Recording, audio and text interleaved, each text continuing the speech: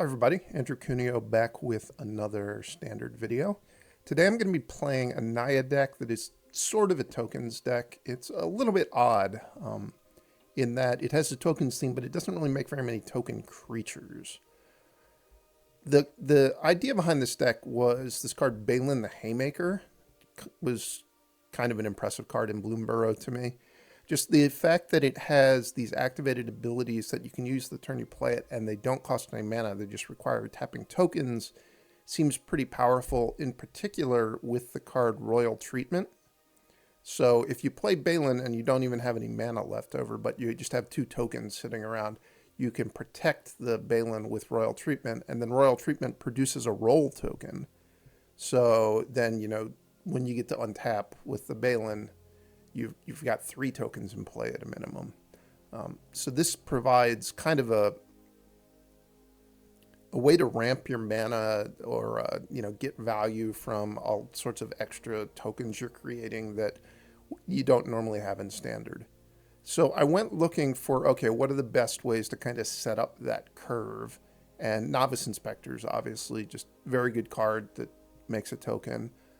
There's this new card, Pawpatch Recruit, which it does make a token, but it does not make a token on turn 1. You need to sink 3 mana into it. But I've still been reasonably impressed by it. The ability that if your opponent targets any other creature, you get to start putting +1/+1 counters on things, means that unlike a lot of 1 mana 2/1s, this card does not kind of just become irrelevant on turn 4. Usually your opponent is going to want to target your creatures at some point, and then at minimum, this thing's going to be a 3/2.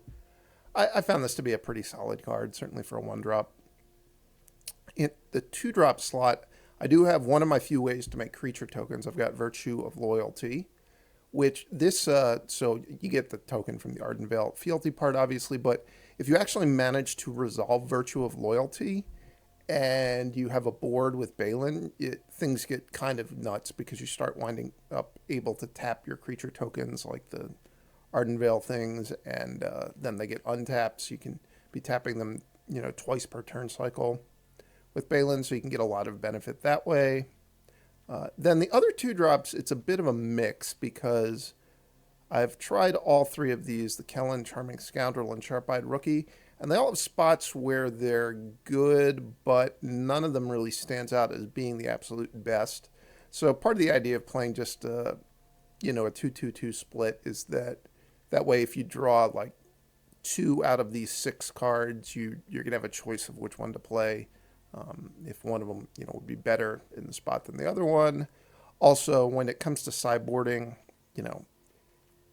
some of these are going to be better than other ones in the sideboarding games, and so you can take the bad ones out for sideboard cards and leave the better ones in.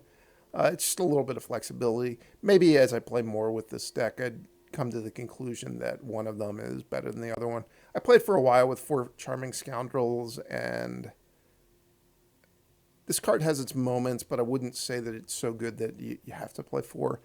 The same thing with the Sharp-Eyed Rookie. I played with 4 of these for a while. The main knock on this card is it's really hard to trigger it more than once with this deck. The only ways to do that are Baylen and Beza, which we'll get to in a second. I have 4 Lightning Helixes in my deck. I've tried a variety of removal spells in this deck, and I kind of just settled on Lightning Helix, which it doesn't kill a lot of the things you want to kill, but it's kind of always good, or at least always decent.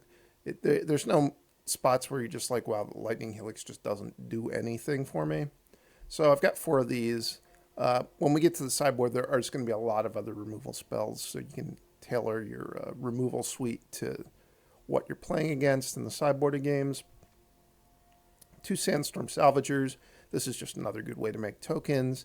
And then 3 copies of Ghired, Mirror of the Wilds. This is not a new card. I guess it's from Karlov Manor. Maybe it's from the set before that. I found that this card, it actually does a lot of really powerful things. I mean, it certainly suffers from the problem of being a 3-mana 3/3 that you really want to get to untap before it really starts doing its thing most of the time. But the ability to copy roll tokens is pretty cool. If you have this in play and you play a Scoundrel. The Charming Scoundrel is going to have haste, and you can make a Wicked Roll token with it. And then, however many creatures you have you want to tap, you can just put Wicked Roll tokens basically on your whole board if you want to.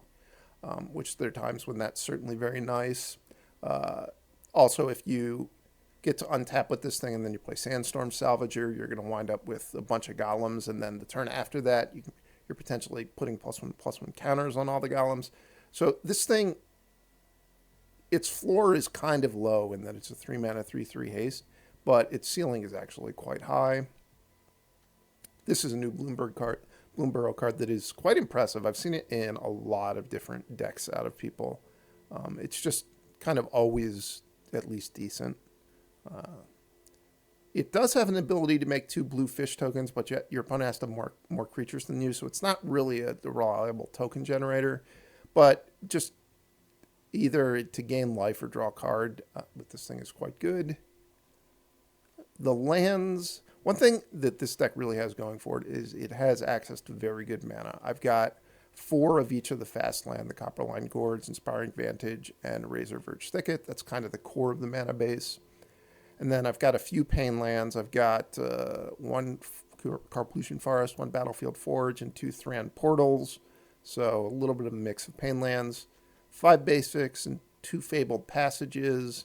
I think the main thing with the lands is you want to play 4 of each of the fast lands, and then you can just kind of mix and match however you want. The creature lands I've got is 2 Restless Prairies. I think that's the best creature land for this deck. Maybe you could play the red-green one if you want instead. I would not recommend the red-white one. I would say that I think the red-green one and the green-white one are both better for this deck.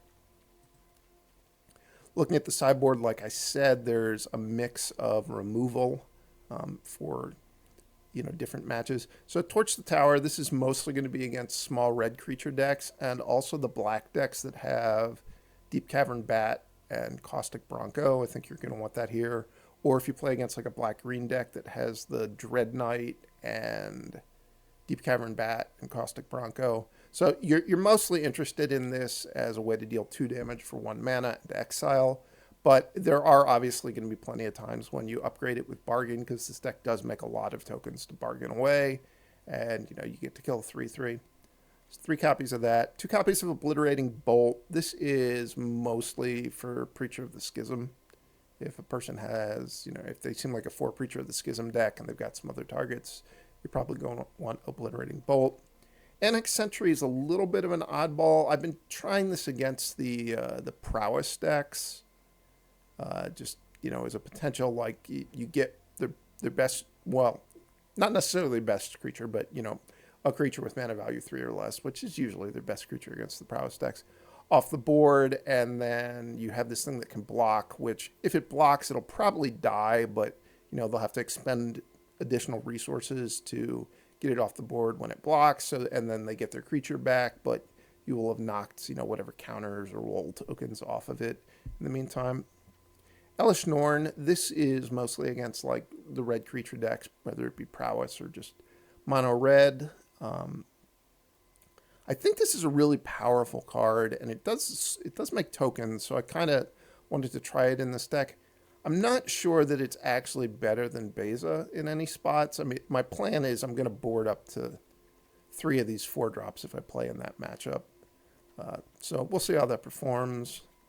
To destroy evils, this is an answer to Sheoldred. It's also a way to get temporary lockdown off the board, or, just kill giant 4 tough or higher creatures like Atraxa. I had one person play the 4/7 version of Elesh Norn, and, this is a good answer to that, which that Elesh Norn is a problem for this deck. This deck has a lot of things it shuts down. 4 Urbrask's Forge, you're going to want this mostly against Sunfall or against, like, really the more controlling black decks. It's just the absolute best card against those decks, I think. You might want to look and see if there's a Planeswalker that could serve the same role, but I really don't think there is. The other thing about Urbrask's Forge is that it works well with Ghired, Mirror of the Wilds. You can copy the tokens that it makes, and the tokens that you copy don't die at the end of turn. The one thing, in order to do that on Arena, you do have to go into full control mode, because otherwise you're not going to get priority in the beginning of combat step to copy them and then have them be able to attack. You can copy them, after combat, and you'll get the token, but you'll miss out on the haste attack. One Witchstalker's Frenzy. This is another removal spell primarily for Sheoldred / Breacher of the Schism. The exact mix of the removal is something I'm continuing to tweak. I'm several iterations in, but it's a little bit up in the air exactly what kind of decks you need to prepare against in Standard, as also just as I get more reps, the sideboarding plan becomes clearer and clearer. All right, let's play games. Perfectly reasonable hand. I think I'll play a tap land turn 1 rather than the Pawpatch Recruit, just to make sure that I can curve out to a 3-drop on turn 3.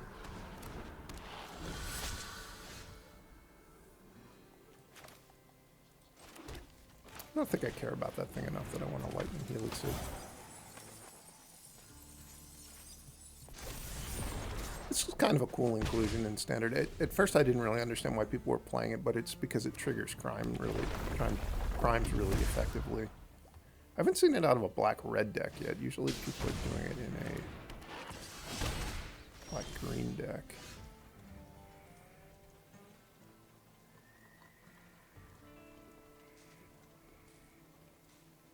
This is Ward 2 life. Yeah, I think that's probably worth killing.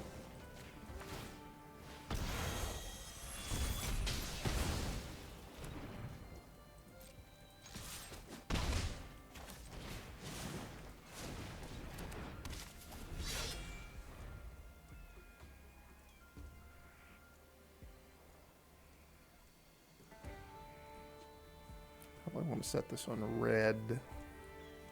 And probably play Sandstorm Salvager next turn. I do think I'm going to block if they attack here.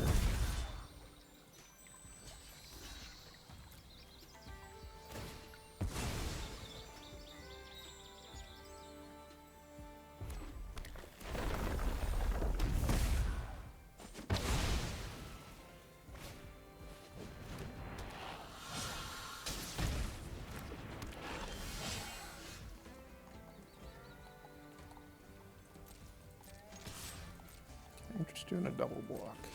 No.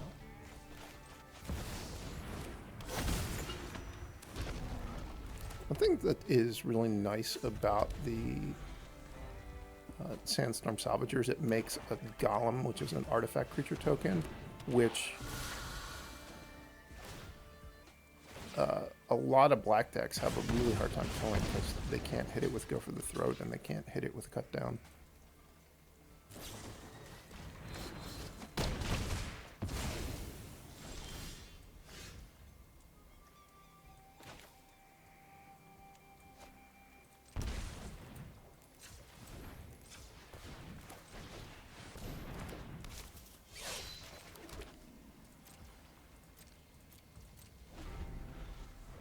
This thing was pretty nasty.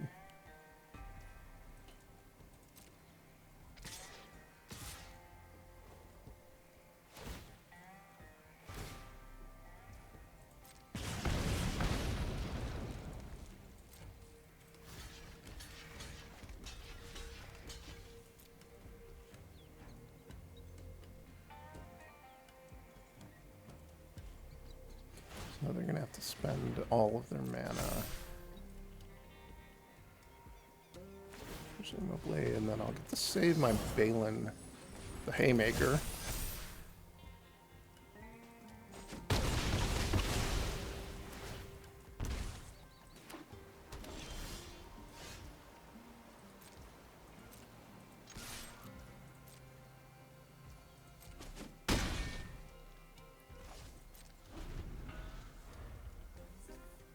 I'm willing to block with my Restless Prairie here. Do not like that they have a spell. Do not like it at all. Could be a lot worse, though. One thing that's really annoying is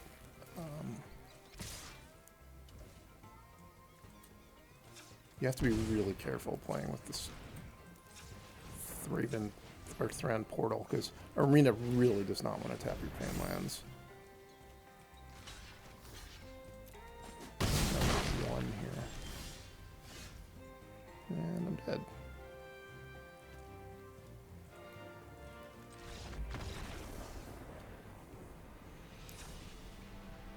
This is definitely a Torch the Town matchup. I kind of haven't actually liked Royal Treatment all that much against the black decks.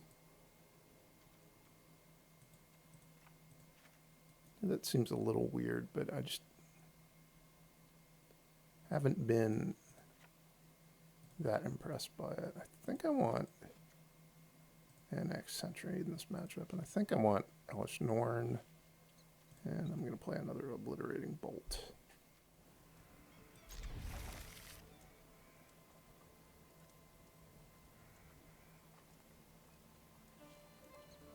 I'm going to expect that I'm going to have other stuff to do with my mana on turn 3 and turn 4, so I'm just going to play this as a 2-1 this turn. I think usually if you don't have a different turn 1 play, you want to play this on turn 1. So it eats a cut down, which means the Sharp-Eyed Rookie, maybe the coast is clear.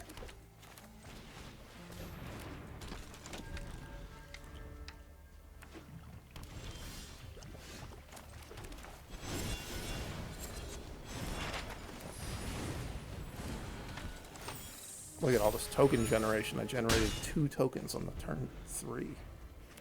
Pretty proud of that.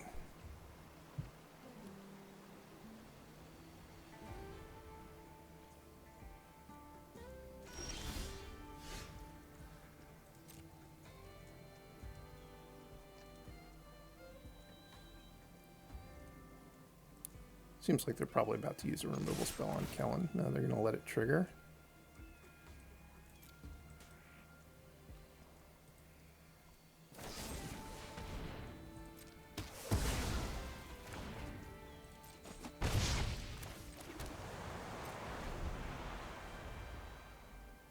My plan is to just play Ardenvale Fealty and then probably untap and play Virtual Loyalty. I guess, given that they played this thing, I'm instead gonna play Lightning Helix. And then play another Ardenvale Fealty. Do I want that? Not really. It's obviously not the worst, but it's just, I've got so much other stuff to do with my mana. I guess also leaving it on top guaranteed to hit on Kellan. Which, wait, didn't I put it in the yard and then drew a different one? Okay. So I'm not going to get to spend 2 mana to crack the clue. I've already got 1 clue that I wasn't going to be able to afford to pay for.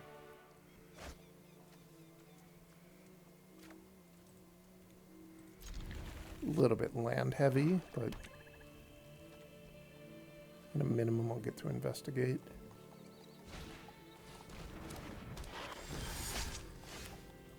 Drawing a land was not ideal there.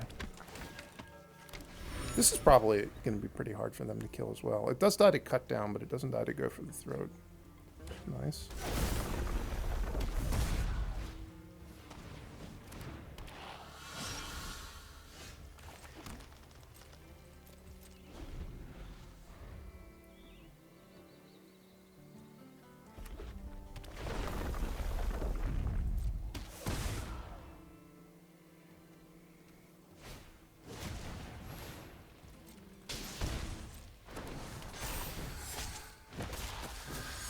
Pings.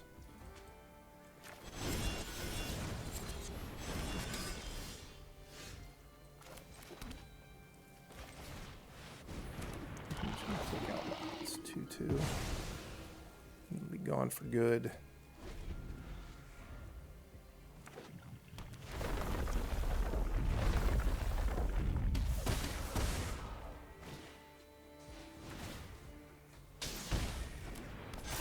I need to draw something that gains life. Ugh.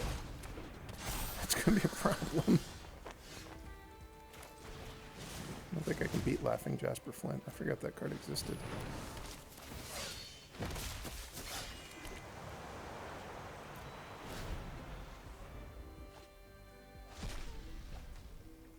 Can they play all of these?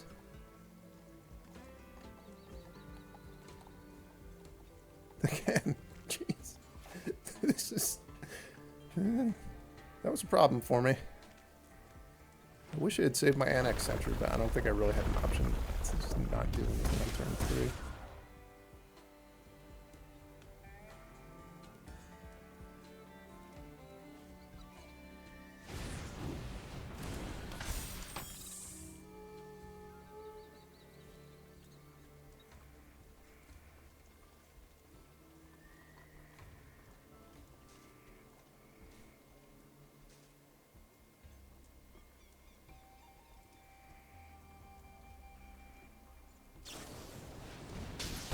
Yeah, it's a good play by the opponent.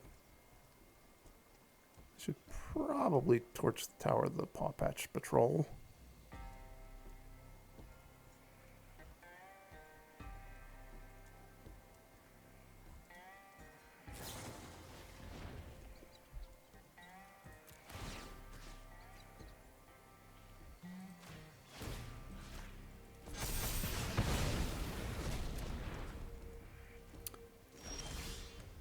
That is not a card that gets Laughing Jasper Flint off the board. Maybe they'll just hit, what, 5 lands, however many. It triggers 6 times. Wait, is Kellan an outlaw? Oh, this makes them outlaws, I think.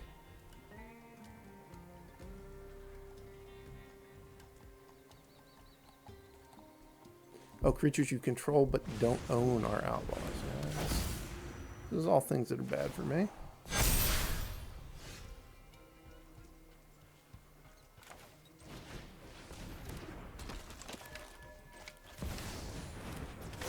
Get to have some fun at least before I die.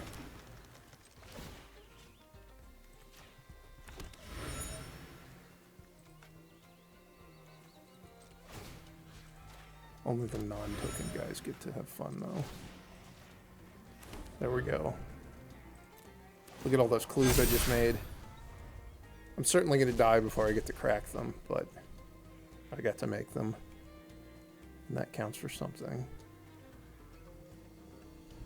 If the Pawpatch Patrol targets the Sharp-Eyed Rookie, do I get to investigate? No. Just gets +1/+1 counter. Yeah, that wasn't necessary.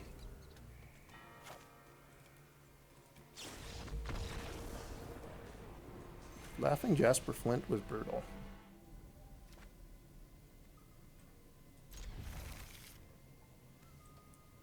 I think I'm going to get rid of Ghired. It's a little bit tough to say which one is the better one to get rid of there. It's also possible that this is just not a good Lightning Helix matchup, and I'll wind up regretting that I kept Lightning Helix.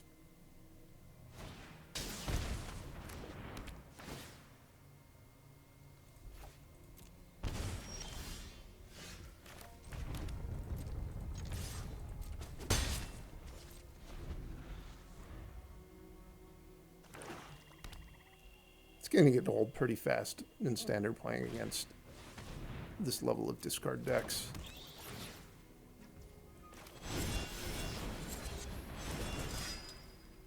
I think it really isn't that fun to just immediately be in a position where you're playing off the top of your deck every game.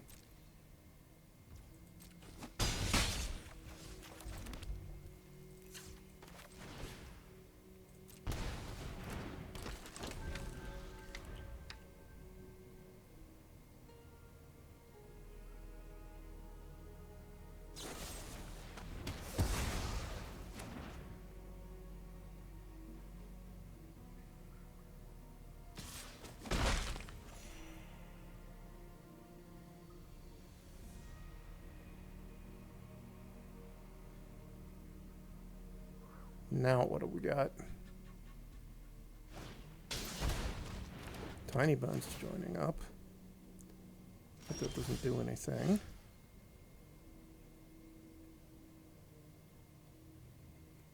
Well, I guess they just felt like it was never going to do anything, so they played it because maybe they can trigger it with a legend at some point.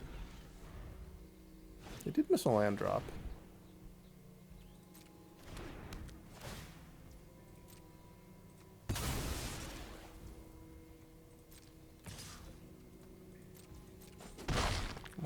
own spells.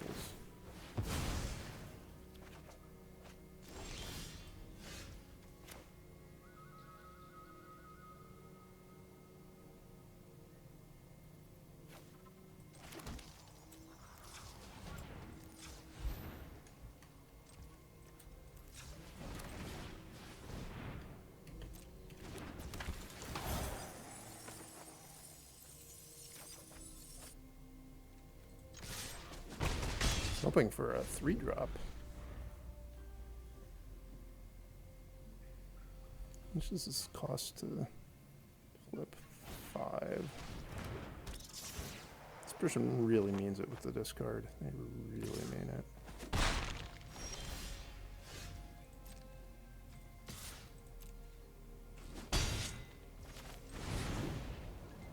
Taking 2 pain to do that. I don't think it's worth it. I think it's well worth it. Uh-oh. I've been bladed again.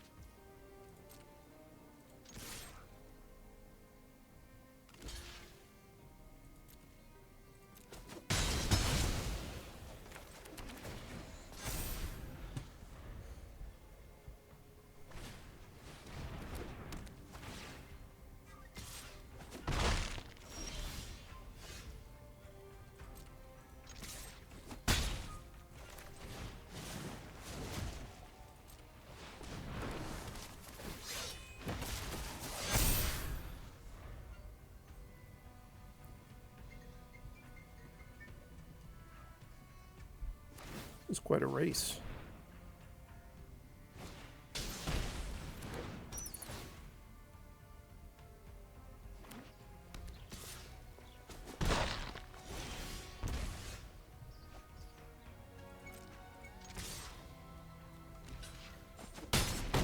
Holding this in my hand do anything? 1 or fewer, not really. There's no way I'm going to get to the point where I'm holding 2 cards in my hand.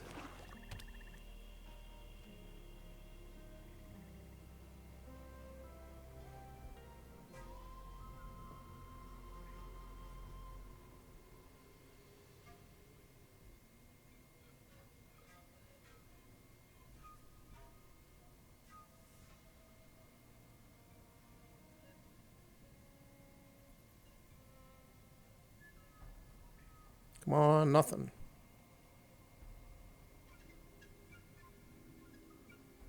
Nothing, and I draw Lightning Helix off the top of my deck. Or if I'm being greedy, I draw my other Charming Scoundrel into Lightning Axe off the top of my deck. Or Lightning Helix, rather. So many of the bats just keep coming.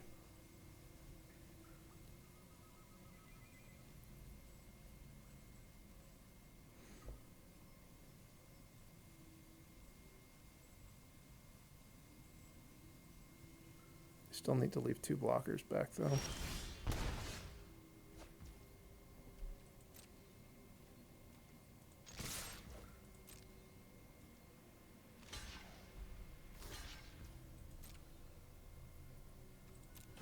I guess I am getting to a point where I've got 2 cards in hand, so I don't think there's any need to play the Baylen here.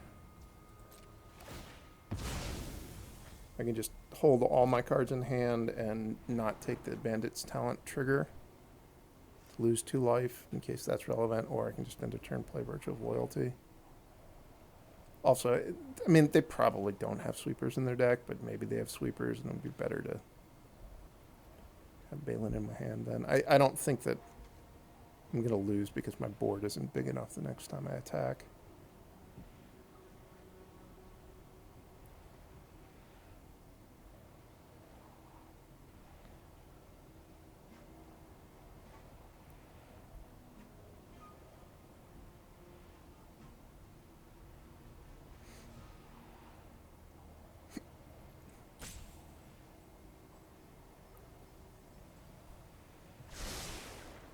don't think they like what they see.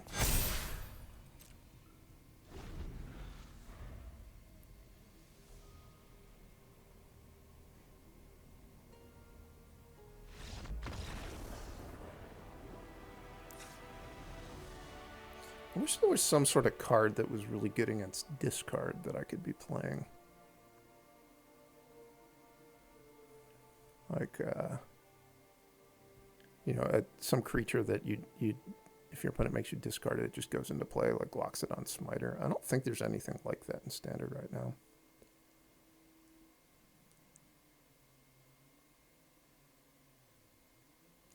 I think I'm just going to cut the royal treatments for Torch the Towers. It maybe should just be how the deck is constructed to begin with. I really want this royal treatment Baylen, the Haymaker thing to be good, but just in almost every matchup, I think you just want more removal.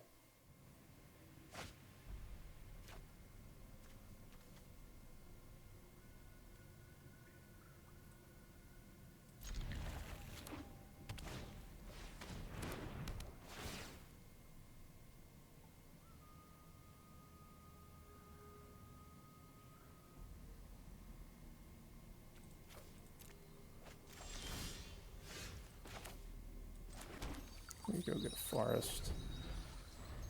Plan to play Sharp-Eyed Rookie, I think, on turn 2. Although plans may change. It's also kind of awkward to go and get a forest when I have Lightning Helix in my hand. But that might be one of the cards that gets discarded this turn. I think I'm going to pitch the Novice Inspector first, but Lightning Helix is probably the next card to go.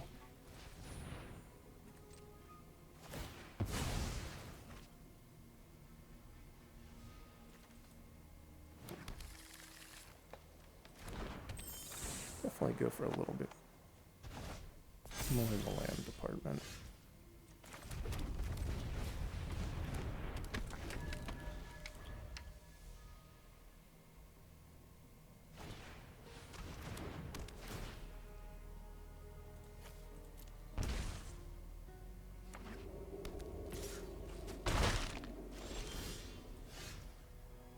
Not bad, not bad at all.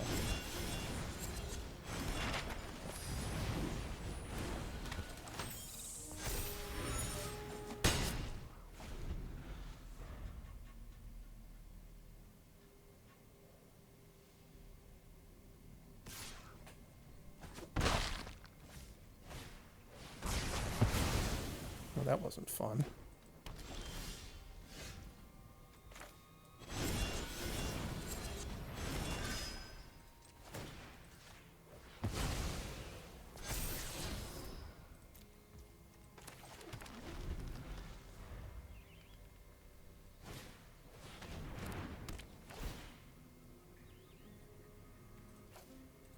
We all knew that was getting discarded eventually. Beza's going to be pretty nice here. 4 life and a card. It's kind of 3 life because I have to take a point of damage to cast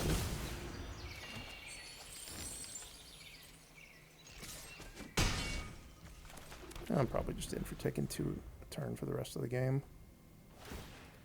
Definitely want to be able to cast my Virtue of Loyalty, so... Do I? This is what? A clue and a treasure?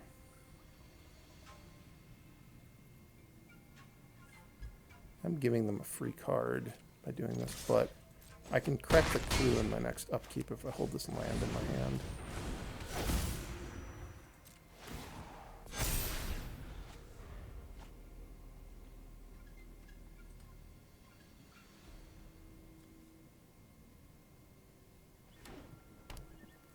Look at all these Mirexes.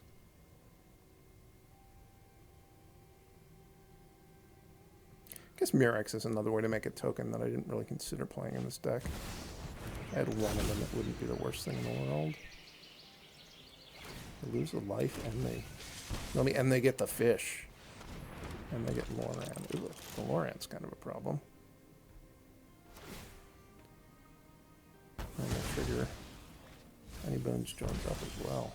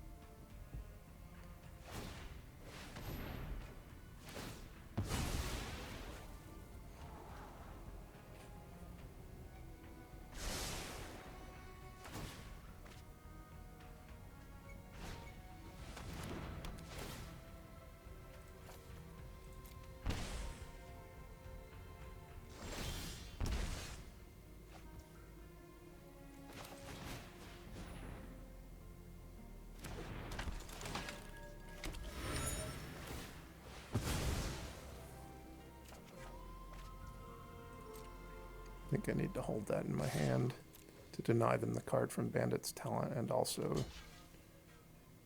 to make sure that I don't take another 2 from the Bandit's Talent.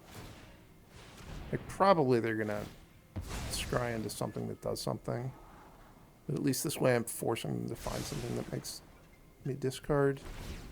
And they still only get the 2 damage from the Bandit's Talent. They don't get the other trigger. Although, now I'm taking 4, which is quite a lot. It'd be really nice if they would start using Loran to make us draw cards. I feel like that's what this game is missing.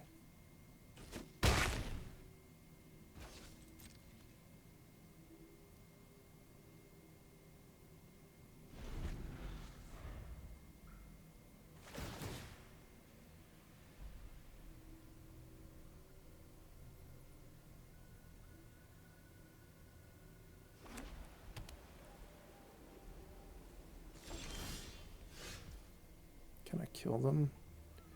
Kill this. Attack with everything. They block there, yeah.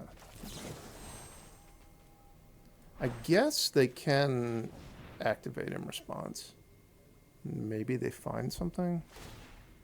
I think I'm just going to attack anyway. Is this hand good? Not really. I think this is kind of close because I do have Novice Inspector and Journey on. But I think I can do better. This seems like it's a lot better.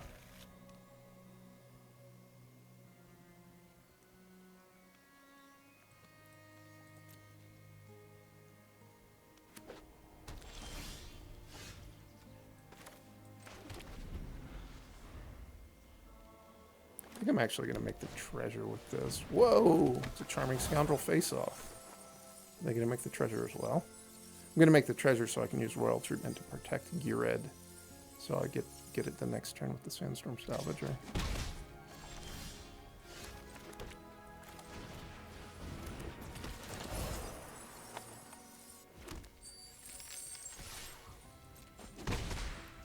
And I guess we're just racing.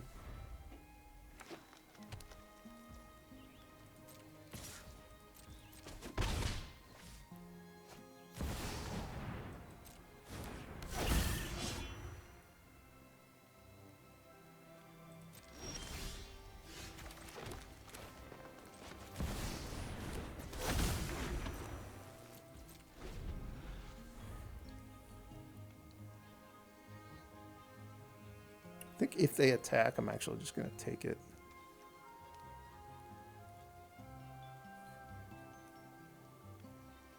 So I don't feel compelled to play Royal Treatment proactively. It works out really well for me if they decide they want to make sure the Cruel Claw can attack. And they just try to play a removal spell pre-combat. Doesn't seem like that's what's going to happen, though. We just don't attack at all. I'll take it.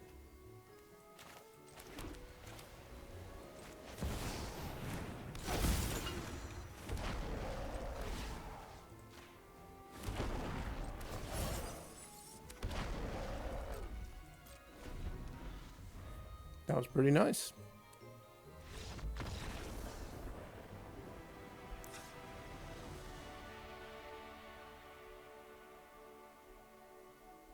Didn't really see that much of what their deck is.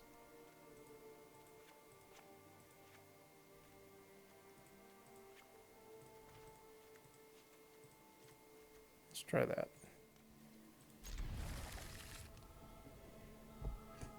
I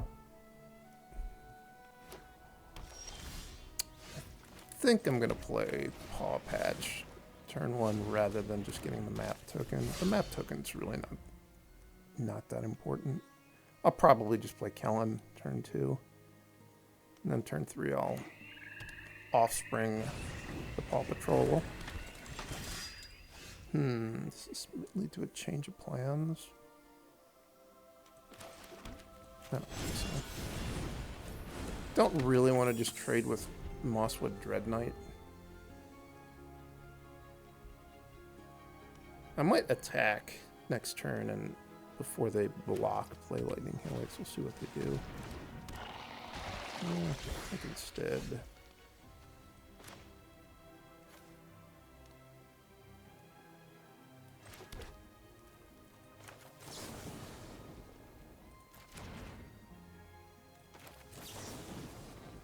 Just gonna play Lightning Helix now, I guess.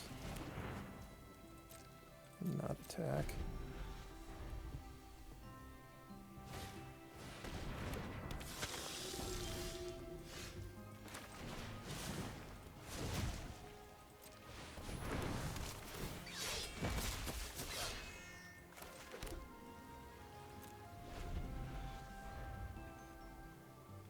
Not a good sign that I'm just never getting to attack this game.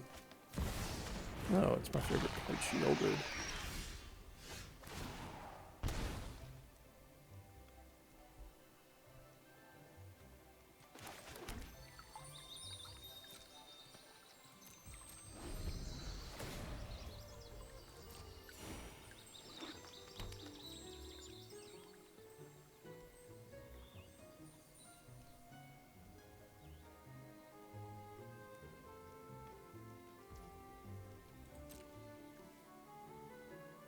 I do have a pretty nice board in that if they want to play a removal spell, they're going to have to give me a lot of counters.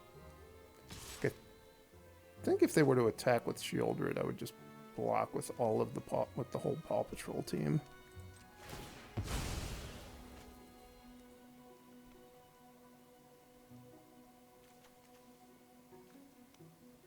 Probably need to find Virtue of Loyalty pretty fast to have much of a shot this game. So I sort of just need to overpower what they've got going on.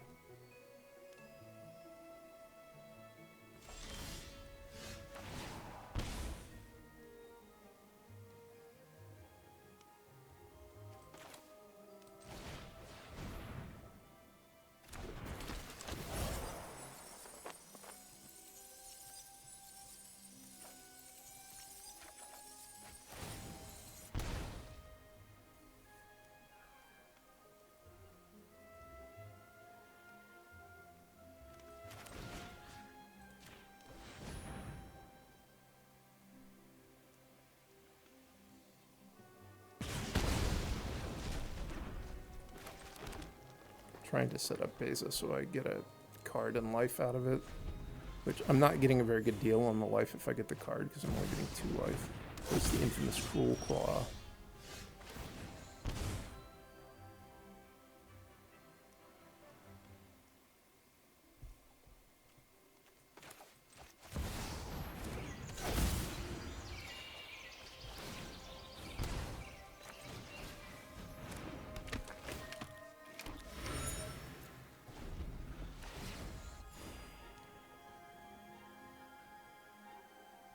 This game doesn't feel like it's going very well.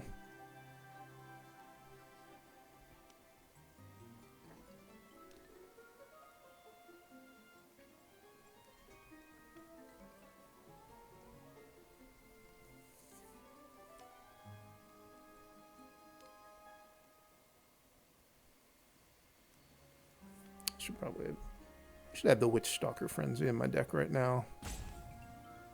It's so hard with Shieldred just because a lot of people don't have it. And I don't think Witchstalker Frenzy is actually that efficient of a card in this deck.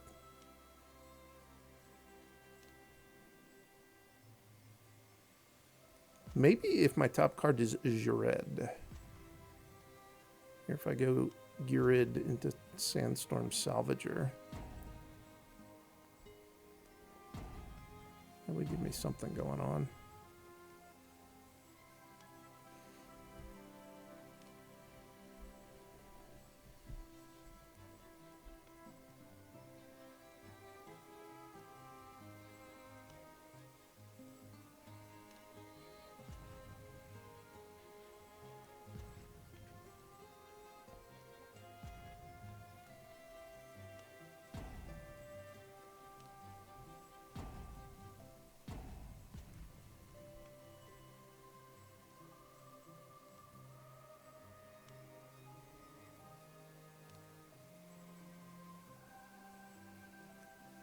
It's really in the tank here.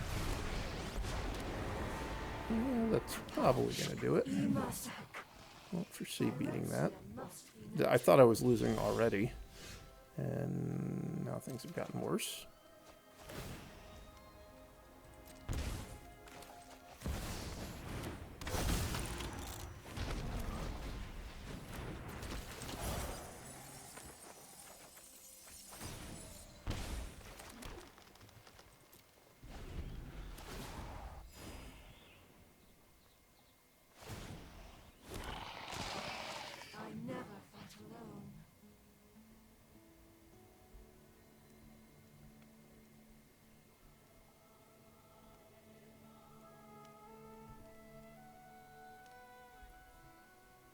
Come on, Virtual Loyalty off the top of my deck.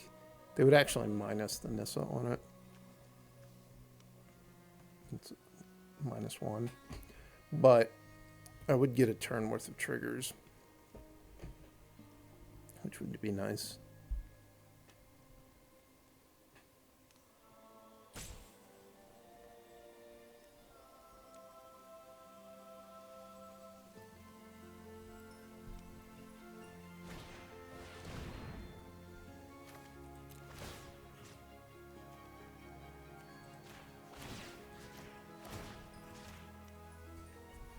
I'm going to go all in on Kellan so he can attack next turn and just trade.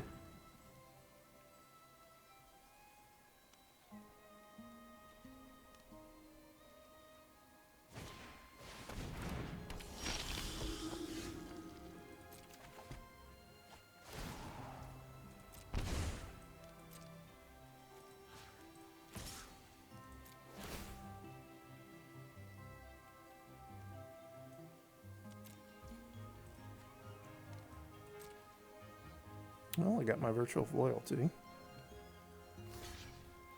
Kind of don't think it's going to be enough.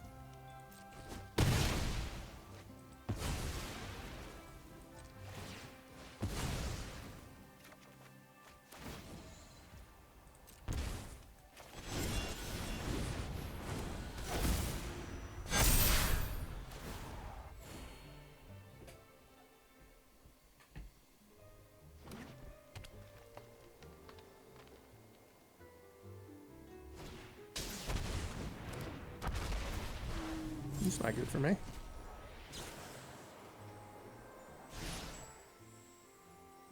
This isn't that big of a deal, though. The Paw Patrol is really doing a good job of making this kind of card's not that appealing.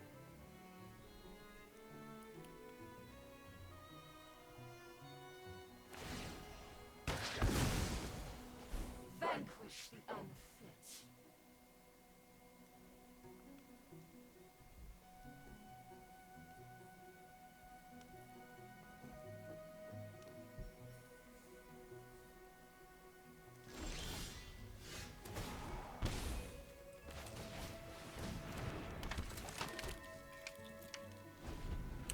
I think if I don't draw anything this turn, I'm just going to concede.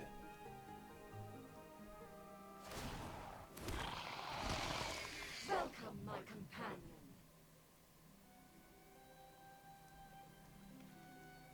Not even sure that my deck there's anything I could draw.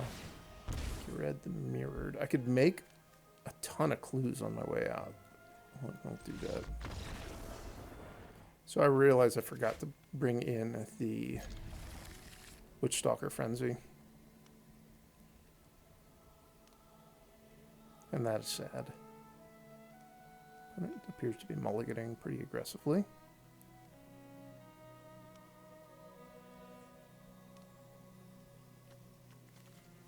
I'm going to crack a Fabled Passage to thin a land out of my deck. And then probably turn 2 Charming Scoundrel and loot away a land, but we'll see what I draw. They mulled to 4?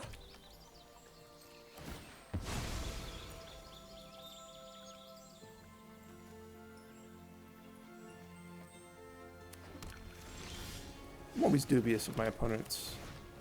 My opponents are mulliganing reasonably when they mull to 4. Because there's certainly times when it's right to do that, but I think people do it way more often than they should.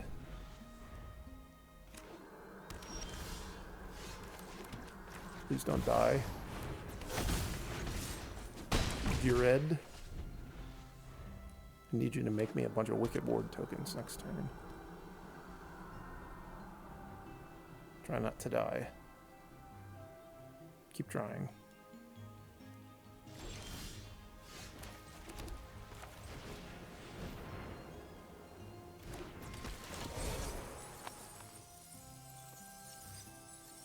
Wicked roll tokens, sorry.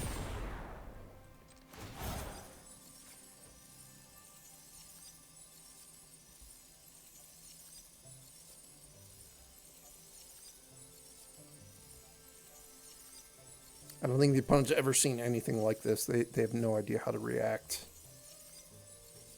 Person just producing tons of Wicked Roll tokens all in one turn. So I'm going to put this one on the Ghired. And assuming that works, then I will use this Charming Scoundrel to put one on this Charming Scoundrel, and I'll attack for 4. If they do something in response, like if they played Lightning Strike in response, I could respond by making a different Wicked Roll token, but they did not do that.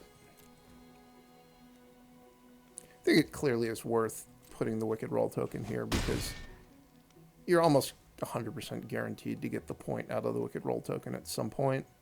And so I'm giving up 1 point right now to turn this thing into a 2/2.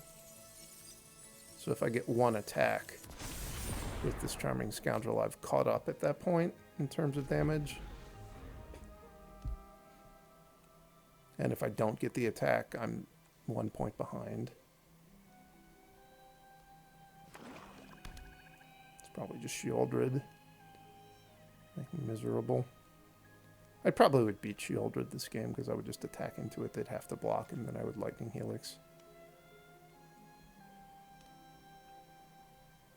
I hope they have Glistening Deluge in their hand. Because all that stuff with the Wicked Rolls, if it hadn't happened...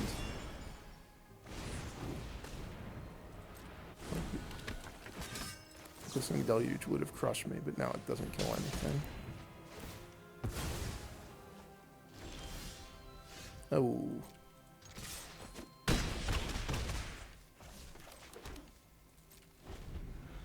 They would have died that turn if I had not played the Lightning Helix. I think it was right to play the Lightning Helix just because I had 2 mana and I wanted the Dread Knight out of the way. There aren't that many more things I could draw that aren't just more Lightning Helixes that would work out differently. Alright, well that was the deck. I'm having fun playing this deck. If you notice, pretty much I was constantly sideboarding out Royal Treatment, and when I was taking those out, it kind of makes the Baylen make less sense as well. So maybe that isn't that good of a basis for the deck, and like the rest of the deck is pretty good. Ghired Mirror of the Wilds is really strong when it works. So I think that part of this deck has been better than I expected, and Royal Treatment has been worse than I expected. Although I do have to say, I always hate cards like this. I so often just think that they're worse than just putting more creatures and more removal spells in your deck. It's like these, I'm really only happy with these in very small doses. I think going forward, I would be inclined to like play 1 copy and just, you know, play a couple Torch the Towers in the deck instead. Or maybe play more Witchstalker Frenzies and like play some of the main deck. I don't know. Overall, though, I do think that this is... It's at least a decent deck. I'm not sure that the synergies do enough to make it better than just playing, you know, mono red or like red-green prowess, something like that. But I don't know. Maybe if you're excited about Ghired Mirror of the Wilds, you will give this deck a try. Thanks for watching.